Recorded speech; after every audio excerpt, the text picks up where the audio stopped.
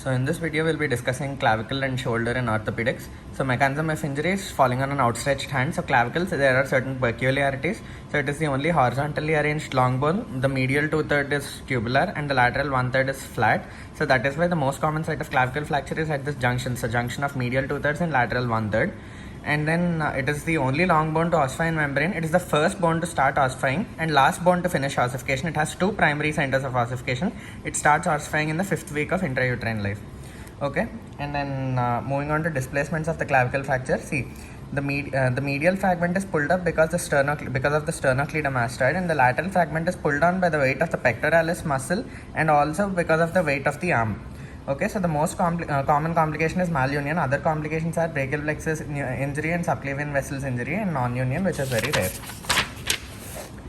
So treatment of clavicular fractures, again, as soon as you remember the word clavicular fracture, remember a figure of 8 bandage. So figure of 8 bandage, or you can use an arm sling as well, figure of 8 or an arm sling. You can also use something called a Velpo bandage. Then indications of surgery. See, if there's an open fracture or if there's a massive displacement, then if there's a clavicular fracture which involves neurovascular injury and clavicle fracture which involves the acromioclavicular joint, okay, and also floating shoulder. That means when there is a fracture of the clavicle as well as fracture of the glenoid, there is nothing to hold the arm. So the arm kind of, the shoulder looks like it's floating. Then shoulder joint. It is composed of the ball, which is the head of the humerus, and the socket, which is the glenoid joint. It is the most commonly dislocated joint. So stabilizers are static and dynamic. So dynamic, you have the rotator cuff, sits, supraspinatus, infraspinatus, teres minor and subscapularis.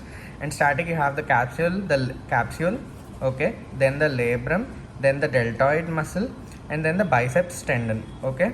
And you have the superior, middle and inferior glenohumeral ligaments. Inferior is the most important. The shoulder joint is the weakest inferiorly, but it dislocates most commonly in anterior direction. So anterior is most common type of shoulder dislocation. Then subtypes, you have, see, it can go like this. See, if this is the clavicle, okay, here you have the coracoid and you have the glenoid. All right, so first it can go pre-glenoid or subcoracoid, then subclavicular, and it can also go intrathoracically. Okay, so anterior dislocation of the shoulder. So if this is the bone, so if this is the glenoid coracoid process, so pre-glenoid, subcoracoid, subclavicular, and then intrathoracic. So clinical features. So when it is going like this, there is flattening of the shoulder contour. Then attitude of the limb. It is arm is by the side of the body, so it is abducted and externally rotated. So you have difficulty in adduction and internally rotating. So it is difficult to touch the opposite shoulder. That is Dugas test. So other injuries, they can be associated axillary nerve injury. So there you can find regimental badge area. You can find pain, paresthesia, and tenderness. So certain tests are there. So I like to remember it as A, B, C, D. So A is Hamilton ruler test or Hamilton ruler test. So when you place a ruler on the lateral aspect of the arm touching the lateral epicondyle, if there is a dislocation, it will touch the acromion process also.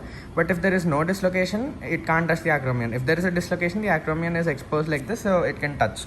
Next, B for Bryant's test. So at the site of the dislocation, the anterior axillary fold will be at a lower level. Then Calvé test. So there's an increase in girth of the dislocated shoulder when compared to the other side. And D is Dugas test. Again, Dugas difficulty to touch the opposite shoulder. Okay, because the arm is externally rotated and abducted, so there is difficulty in the opposite movements. Then X-ray AP view, you can see there is a dislocation. Lateral view, you can confirm if there is anterior or posterior dislocation. Then you have reduction. So management is through reduction via modified Kocher's technique. So that is TEAM. First apply traction, externally rotation, adduction, and then internally rotation. So TEAM. Okay, internally rotation. Okay. Then Stimson's maneuver also you can use. So make the patient lie down like this, flat on a table or bed, and then apply 10 to 15 pounds of weight to the dislocated limb. In 20 to 25 minutes, you can see reduction, relief of muscle spasm and all that. Okay, Hippocratic method is not commonly practiced. So there are complications of shoulder dislocation. So Bankart's lesion is, it occurs in the lower part of the labrum. So the anterior-inferior glenoid rim Okay, from that the glenoid labrum avulses antero-inferiorly. The glenoidal labrum avulses from the bony glenoid rim. There can also be sometimes a bony lesion associated with Bancards, but it is quite rare. But the normal soft tissue Bankard is most common. Then Hill sacks again. Here we talked about anterior inferior. Now, when there is recurrent dislocation, the head of the humerus hits the glenoid repeatedly, and there is indentation on the posterolateral head of the humerus. That is a Hill sacks lesion. So, what are the complications? The most common complication and the most common late complication both are recurrent shoulder dislocation. Most common early complication is axillary nerve injury. Then posterior dislocation, so there won't be any flattening of the shoulder contour. And see here again, fallen outstretched hand, you can have high voltage shock, seizures, etc. So again, the arm is exactly opposite. So there in anterior dislocation, the arm was abducted and externally rotated. Here it is adducted and internally rotated, just the opposite. So there is a loss of the opposite movements.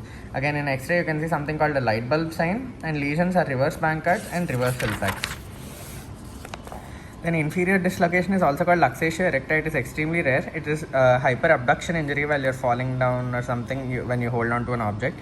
So tests, you can just remember the names. So fulcrum, cranks, apprehension test. So FAC FAC anteriorly. So fulcrum, apprehension and crank test. And then posteriorly you have the jerk test, FAC, jerk, okay. Inferiorly sulcus test. So you have certain surgeries for shoulder instability. In putty plat procedure, you double press the subscapularis using the capsule, and in Bristow-Lataget procedure, you cut the coracoid and put it anteriorly on the surface of the anterior surface of the glenoid. You put it there to prevent dislocation.